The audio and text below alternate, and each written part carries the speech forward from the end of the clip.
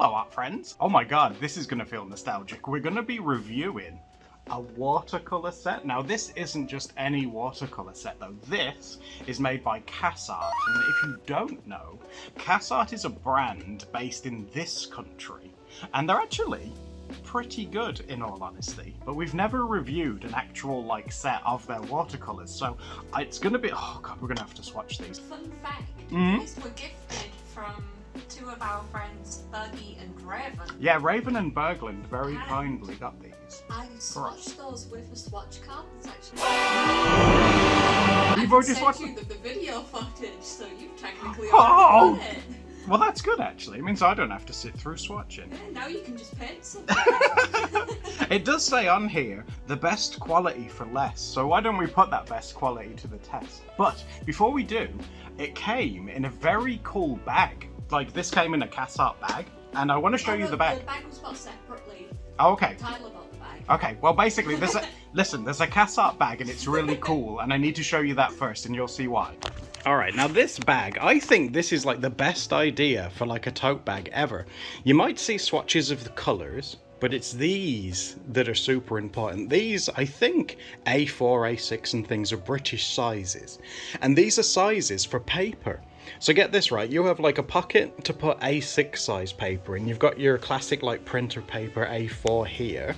There's another one like there. And they're all different colour swatches. Yeah, I think it's so cool they're in different colours. There's an A5 one back there, so there's like 3. And the really cool thing is there's another one inside. Oh, is there? Yeah, if you look inside the bag. Well, the bag itself as well, hun. The whole bag is an A3, so that's another one. Yeah, if you flip it over, it says, and there's a little A7 pocket. A7, oh my god, it's a tiny baby one. Look at, oh, that's amazing. But it fits like sketchbooks perfectly, which I love about it. Yeah, there we go. There's the A3. I love that for like a bag from an art supply shop. I think this is like the smartest bag I've ever seen. It's such a cool idea. Like the swatches and the different sizes and things. Yeah, they were saying it was like a limited edition one. Oh, so we're lucky that we got all of them. I like that. But yeah, this bag's awesome. I love this thing. You know, one thing I always like about watercolors is that they always come in those really nice, like, metal tins. Oh, this one's barely been touched, has it? I think, like Steph said, she swatched it, but not much else. So, shall we have a little look inside? There is the swatch card she was talking about. Okay. Let's have a quick look at the... Ooh! You know what I'm immediately drawn to with these is the blues. And I know that blue's my favourite colour, but these ones up here... Oh my god, those look amazing. Okay, let's get in this bad boy. Let's have a look what we're working with. Oh wow, what's this say? Complete the set. Bring this card in store for 20% off all CassArt. Oh wow, that's amazing. That's actually really cool. Just on the topic of CassArt as well, if you're curious as to like the kind of company that there are, like if you're in America, if you compare them to sort of like Blick, I would say, you're sort of on the same sort of wavelength. Those look amazing, don't they? So, hon, did this set not come with a brush? Is that right? Yeah, no paint brushes with this one. That's why they've put like an advert in there. Oh, okay. Buy some. That's kind of annoying, but that's okay. We've got brushes anyway, so that's not the end of the world. And the colours do look amazing, don't they? And Bergie actually bought me some brushes, which are next to you over there. Yes! Oh, what a segue, honey. Oh, my God. Yeah, look at these. These are perfect, I believe, for Steph. These are Faber-Castell Soft Touch because, look at this. This is such a cool idea. I've seen this on pencils before, but not paintbrushes. They're little grips that help you, say if you've got like a weak grip or your wrists are a little bit... Like me. Such a cute idea. I love that. I love the colours as well.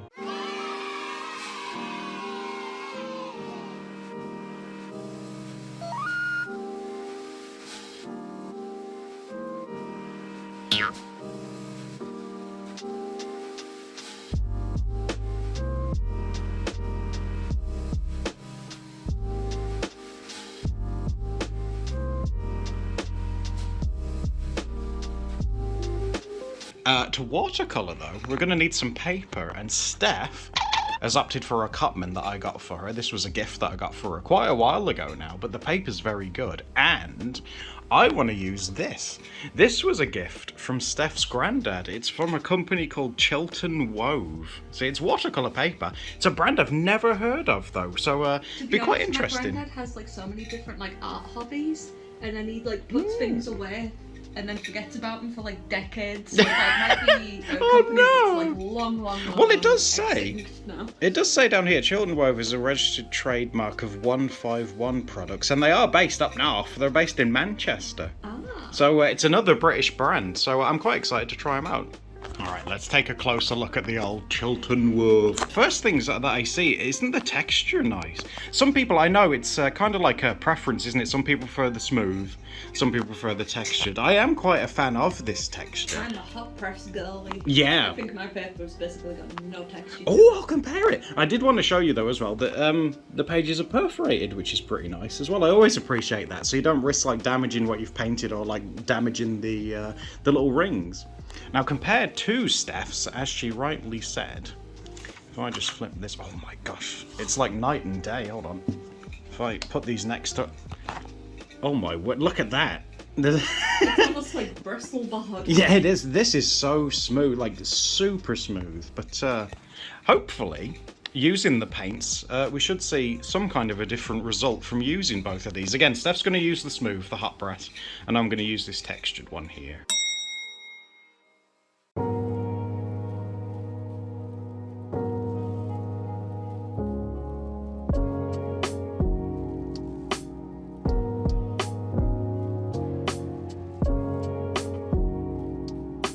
Now, I'm curious to see if anyone knows who I've been drawing, because I have been looking at this book, which is by, well, it's not by, but it has Ken Sugimori's artworks in, who, as you can probably see, is very famous for doing the OG watercolor Pokemon illustrations, but he's a lot more famous than you think. He's done way more stuff.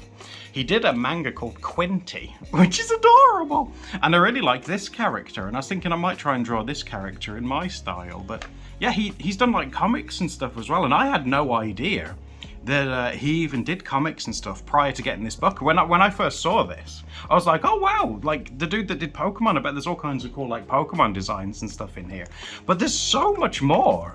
Like, look at it all. And of course there is, if we go all the way over here, there are like OG sprites and things of like Pokemon and things, but the guy is way more like prolific, I think, than what I gave him credit for. Look how cute these are as well. It's such a cool book. Like, if you see this around, definitely give it a flick through, because it's a very good book. But yeah, I'm gonna try and draw this character. Again, sort of in my own style, I think, but give this guy, I don't know their name or anything. I'm pretty sure this is Quinty. Maybe this is like her nemesis or something, because it looks like they're in a wrestling ring, which is amazing. All right, here's the OG, and here's my attempt. Oh my god, I know I'm getting distracted, right, but yeah, I love how he colors, because I do something similar where he uses the white of the paper for highlights, and also look, he uses textured paper too. Look, it really shows, like in these. In this one, a little, you can kind of see it, but in this one, you can really see it. I kind of want to color it the same way as well. Oh, he's so good at coloring. But now I'm going to try and colour this one. One of like my main pet peeves so far is if you look at the swatch sheet, there's 4 rows. Yeah. And then the paint set, there's 3 rows. Oh god, yeah. So there are the same amount of like swatches, but I kept sort of like losing count of which one that I'm up to, because it doesn't fully match the swatch sheet. I didn't even realise. Yeah, you're absolutely right. Oh god, see, that would confuse me a little bit. When I was swatching, as you can see here, I've put like a little cross on here. Oh yeah. And that's because that's where that lines up with the first row, where it's finished. And then the you're so green. clever. So here's the next one, so that's row 2. And then this is like row 3, so that's that's clever. Yeah, no, I like that. Right. I want to try and do a skin tone first. This character's very pink. So I'm wondering, should I get some pink and like a white and try and make like a light pink? I think this is, yes, I think this is pink. I know it's not grey, because let me tell you, I get my whites and my pinks and greys These days, oh my god, I'm notorious for it. I really struggle with pink and grey. When I was a kid, it's kind of interesting, because when I was a kid, it was reds and browns that I was really, really struggling with. But as I've got, like, older, red and brown I still struggle with, of course. But, it's nowhere near as bad as greys and pinks these days, for some reason. If any of you guys are colourblind, you'll have to let me know. I think we actually have quite a few colourblind people in our audience from the colourblind video. Oh, good. Well, do let me know, guys. Yes. I love seeing your thought process with colours. It doesn't really exist. Should we put some yellow in as well? Oh, we're cooking now. Oh, yeah. Right, so let me wet the picture first, because I like to do it like this. I like to try and get some water on there first. Just a little, not too much. You can never tell when Adam's painting. Okay, there's a little bit of pigment there. What is... I'm going to use these paints so thick when I use Oh, them. good for you. It's a good job I'm being so light then, isn't it? Because you're going to use them all. Oh, we're colouring in. I might be able to go more vibrant on the hair, because she has very sort of red... It is red, right? Yes. Does the character have red hair? So yeah, I should be able to manage that okay as well. Very red hair, and she has an M on her chest, so maybe her character then begins with M. She has such like Team Rocket vibes. I know, right? And this, I think, Quinty predates the Pokemon stuff that he did, which is pretty cool. Do some of the arm as well. Get some more of that lovely paint. I'm very impressed with how it goes down so far, and I am a fan of this paper. Like, it's oh god, it's like a day of new beginnings, because I'm using paper that I've never used, using paints that I've never used, and I'm not stressed. I'm having a good time. I hope you guys are having a good time as well. How do you guys use watercolors actually? Do you use a lot of color, or do you like to do like I call it a light wash? Could you call mine a light wash? It's more of like a spit. It's not really a wash, it's more of a mist. There's not self-admittedly, but I just like the style. I really like this, how he uses just white. He like Ken Sugimori doesn't colour in where he wants the highlights to be. I just think that's a really cool effect. But how do you guys use yours? Because Steph, as you already know, she's a member of Team Thick, and she does. I probably should have worded that a little bit better. Oh wow, isn't that a lovely red? Look at that. Oh my goodness, what a gorgeous red. I am very impressed with these, because again, the price for these, the set, was £40, 40. So if they, I mean, because these aren't for sale anywhere else, unfortunately, but if you can compare them to something that you might have in your country that's around $40, $45, that's what we'll be looking for. I mean, look how well this red's gone down, and it's still going. And you know, I water these down. It's going down so nice and so smooth. But I always feel like not just with watercolor, but with digital, comparing it to traditional, I always find that traditional art is always more relaxing and sort of therapeutic in a way. It's like a feeling that you don't really get with digital, unfortunately. I wonder if you guys know what I mean. Let me know. Do you guys feel different when you do digital compared to traditional? Okay, Steph's just brought to my attention that the character's eyes are green and I've painted them yellow. So is this one green? No. This one? No. This one? No. Oh god. This one? Yeah. That's a green. And this one's Stand also here. green. Can you see one? Oh, and this one over here. Yeah. Oh my god. Okay, hold on. I can fix this. Just come over to the eyes, and then hopefully just blend in a bit of green. Put barely any pigment on that. It looks so different to me. I also want to clean up the lines. What do you think so far, hun? It looks nice. Oh, thank you, dear.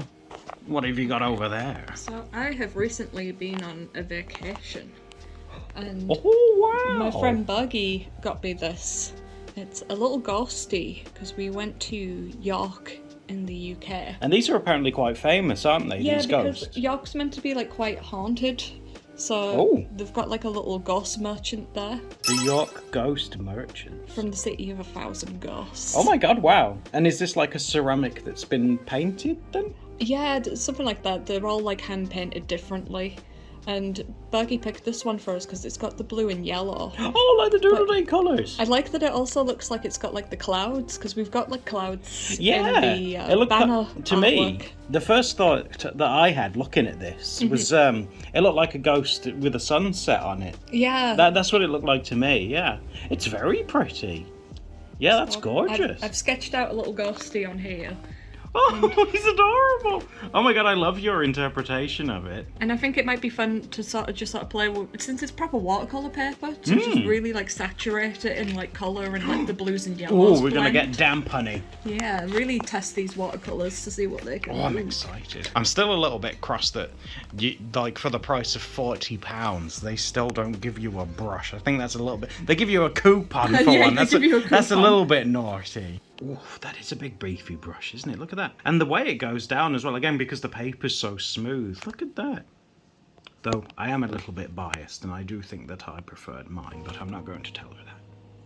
It's a secret. What, the little brush? Yeah, and the paper. I thought the paper in that one was really good. Oh, she's getting some texture going on that already. Look at that. Oh. So I'm not putting any pigment down, this is just water. Yeah, I can see the water, yeah. I love the expression that you've gave it. Like the OG one, he doesn't even have like a mouth, but your one, it's kind of like him as a baby when he was still full of When he was optimism. just a baby. And then you're gonna try and like blend. Like, Yeah, I think that'll be that's gonna be so cool play with. looking. What do you think of these paints then as well? Because this is the first time that you've been using them in like an illustration. I really like the pigments and Yeah, I was a big fan of those too. Are you gonna like lift up the page and let it run, or is that too risky? I am scared of like the water running into where it's not meant to be. Like into the yellow. It's looking good so far to me. That looks like our little like ghost dude. While she's doing that, I'll give you a close up of him. Here he is. And he's all the way from York, and he's a little ghosty dude. I didn't realise these were so famous, because Steph was telling me the place that they sell these up in York, you need to like queue for these. You have to queue up for them because they're so popular. Oh, that's working really well.